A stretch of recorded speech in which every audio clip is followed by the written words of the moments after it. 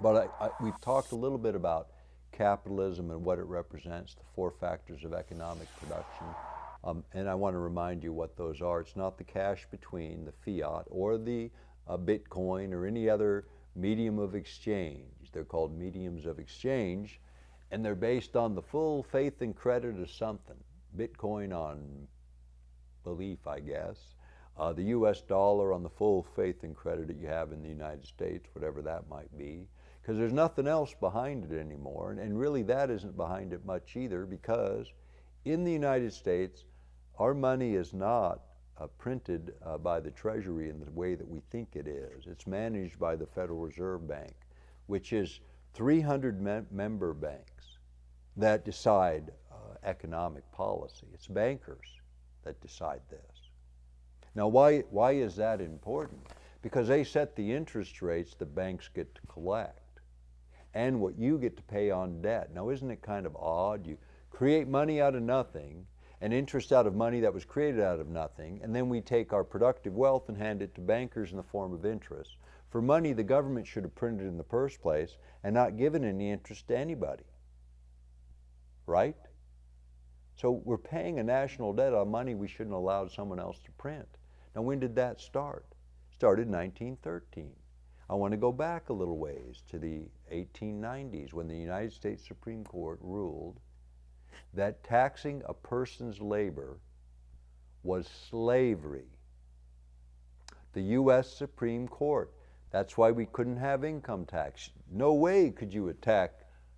That's like grabbing you and saying, but they started and said, well, it's only going to be 1%, but they still couldn't get away with it. The Supreme Court said, sorry, you're not doing it.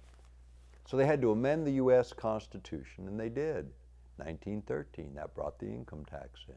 Before that, it was slavery. We gave it a new name. We gave it a new name. That's all. Because then, when we invented it, as a new name, it wasn't going to affect the average guy who was voting, not pulling a lever, but scratching something on something. Okay, why? What happened there? Why would they do that? Why would they pass an income tax? Well, it was only going to be 1% if you made over $25,000. Well, most people were making, if they were lucky, $10 a week. So everybody was thinking, that ain't going to affect me. And the top rate was 6% if you made $500,000. Now let me put this into perspective. You have to multiply those numbers by 60. You'd have to make $1.5 million in today's dollars to pay the first bit of tax. Now, would anyone object to that today? Probably not. And if the top rate were 6, if you made $500,000 back then, and that would be $30 million a year today, I don't think most people would have much to complain about. But it isn't that way anymore because it eked its way in and got a lot bigger.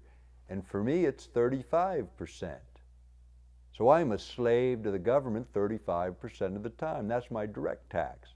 That doesn't include the portion of everything I buy that has taxes in it, like plane tickets, gasoline, etc., etc., etc. When you really hammer it out, it's probably about half of what I make.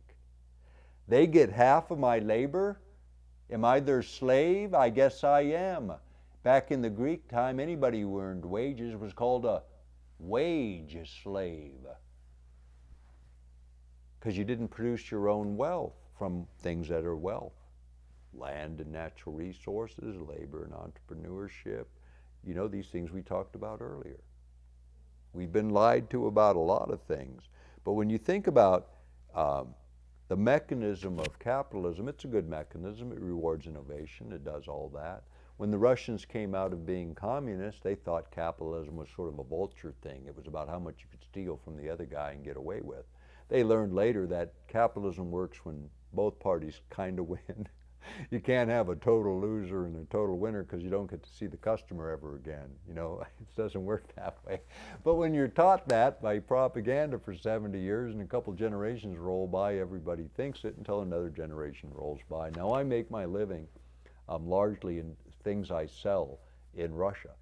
I sell a dietary supplement to Russia, makes most of my living in a year. And I can tell you this, they're tough to deal with. I've dealt with them a long time. I've made my living for 10 years this way, and I don't have a written contract. I have a handshake. I have honor. And so do they, the people I'm dealing with. That isn't always the case anywhere you do business. For me, it's the only way that I do business is with honor. I mean, you might have to have an agreement because someone might die and someone else might need to know what the heck you were doing. So you get things eventually, but that's been 10 years. We still don't have it written down. We know we got to do it soon because we're not getting any younger.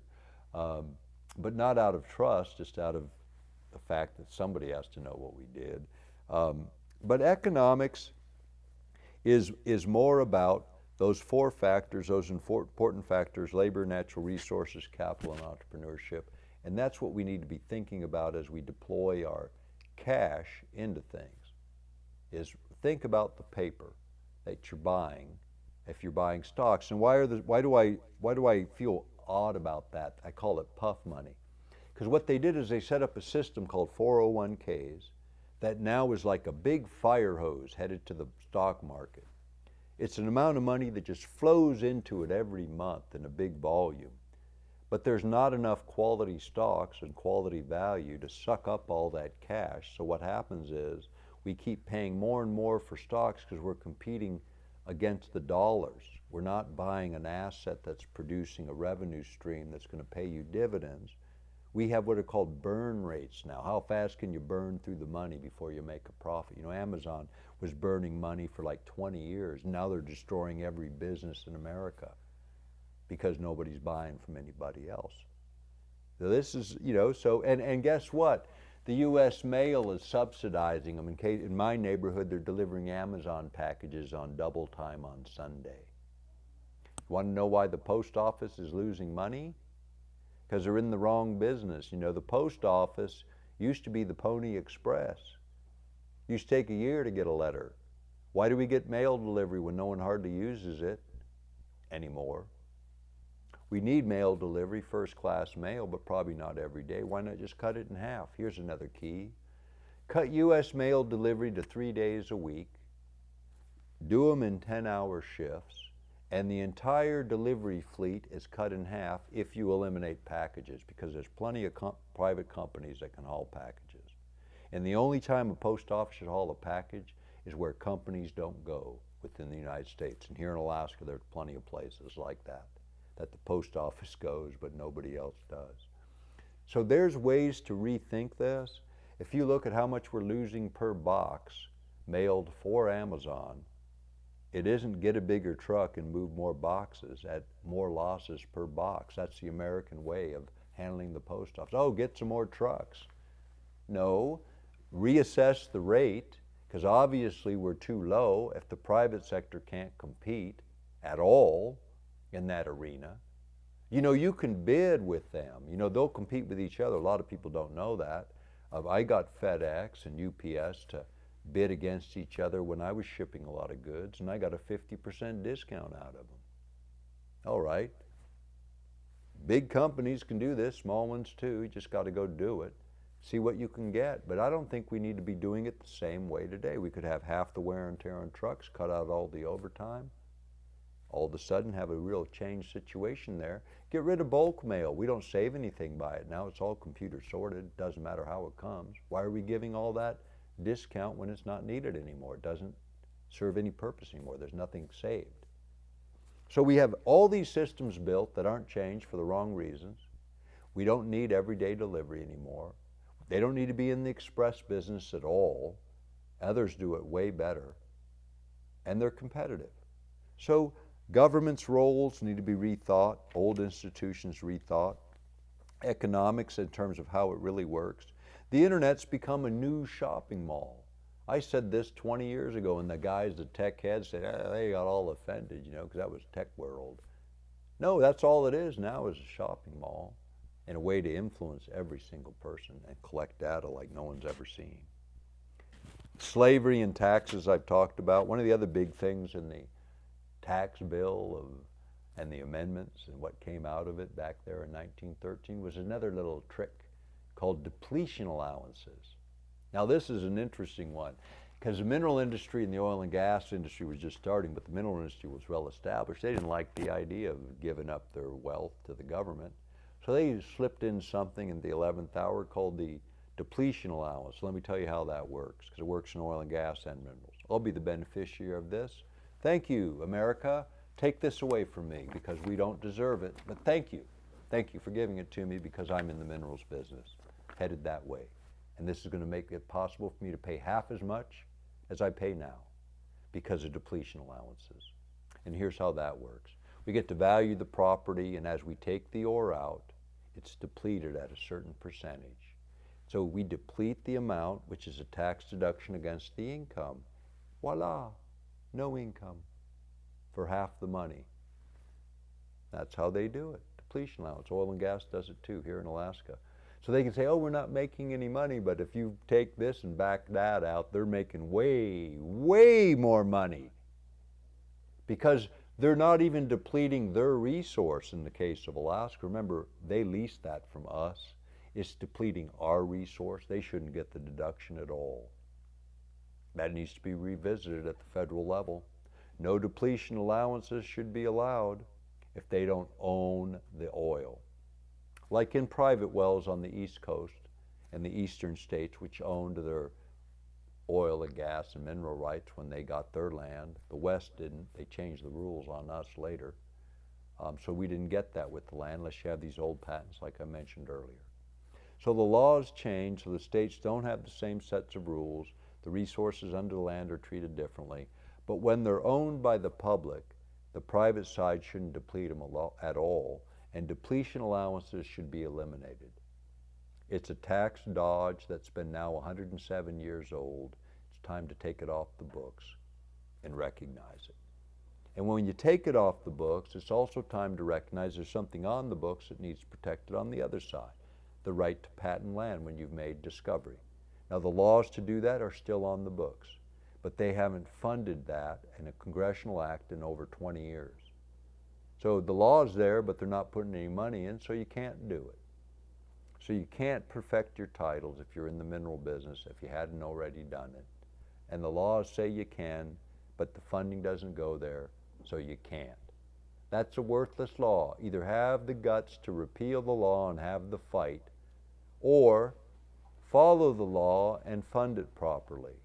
But there needs to be a broader discussion of who owns the land in this country and how more people might be able to get some of that land to develop in a responsible way that puts wealth back in the hands of the people that are this nation. The idea of 501c3s I want to touch on briefly in the course of economics, because these are the tax dodgers as far as I'm concerned. People say, oh no, we need these tax exemptions so people will contribute. I gave away a lot of money last year and not any to nonprofits. I gave a lot of money away this year and none of it to nonprofits. Didn't slow me down.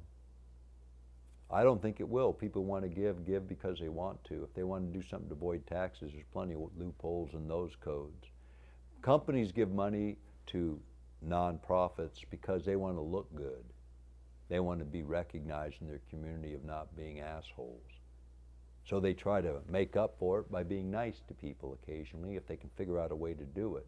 Nonprofits have been that tool, but a nonprofit, when you create one, a 501c3, you can't engage in political speech. Very important, because there are a lot of good people that want to form these good organizations, but what they lose in the formation of them is your political speech. Your ability to speak against the government or for specific laws or to lobby for legislation. Now, if you're a church and you've done a 501c3, you've lost your political speech. Wow. Did you mean to do that? Apparently so. You traded it for money. There's a little verse in the Bible about that if you're a Christian church with a 501c3, as most of you are. It says, render unto Caesar's what is Caesar's.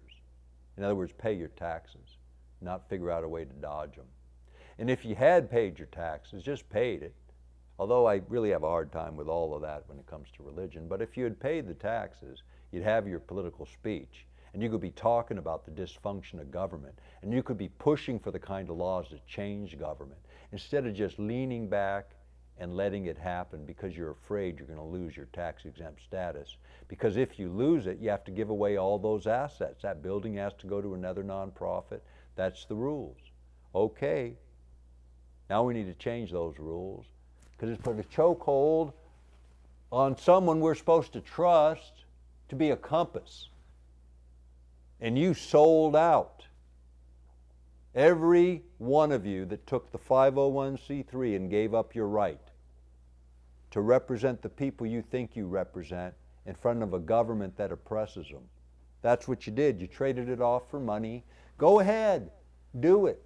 That's what you want to do, but don't take any moral high ground in my community when there's people dying in the streets and there's a building on every corner empty. Which two families did you adopt? What did you do to fix it? Now there's a few doing it. There's one up on the hill that did it. They testified against what I suggested, and there was a church minister testifying about that. What he failed to mention to everyone was his wife was making $180,000 a year, more than a U.S. congressman, running the homeless program to create a bigger industry in Anchorage. We got like 400 people working in homelessness here and 1,100 homeless. That's a pretty good ratio. If we just arrested the people violating the laws, the one urinating, raping, doing the crimes in our streets, you would probably have a 1-to-1 ratio. In fact, we just fire all of them and hand the other guy the paycheck and we're good because they can go get another job. You know, this is nuts. We're building an industry by building more homeless people. Look around. And now we've got a national policy to create more dependency. And we've got things coming that are going to change everything about everything. We've got currency controls coming. We've got an ability to manage all of your stuff so you don't have to worry. You'll just get your automatic check and you're sit in your house and don't worry, because there's more coming. And we're going to talk about that as we get closer to the end here.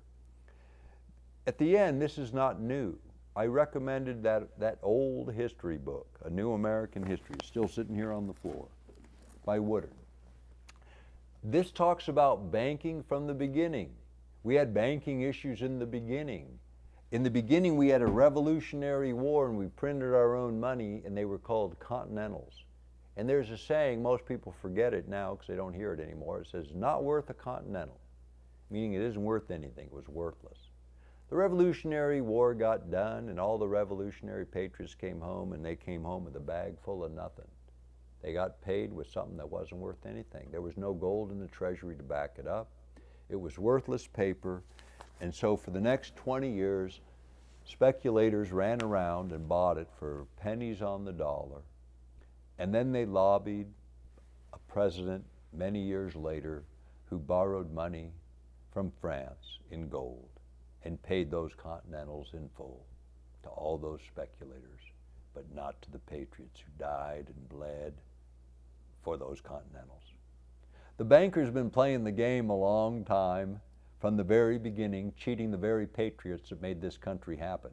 Look it up. It's in the history books, the ones you read that were written at a time when people still remembered, and they hadn't stripped that out so we'd all forget. When you look at the history of banking in this country, you see abuse by bankers all the way through the game plan. It's not happened any different here. There's the Rasmussen Foundation here, $700 million, more than the Mental Health Trust has in cash in their account. Now they started with a banking family, the Rasmussen family. Tried to destroy my family in the early 60s, because the way they attacked my dad was, crush his economy with his 4 kids, he'll have to do something else besides service.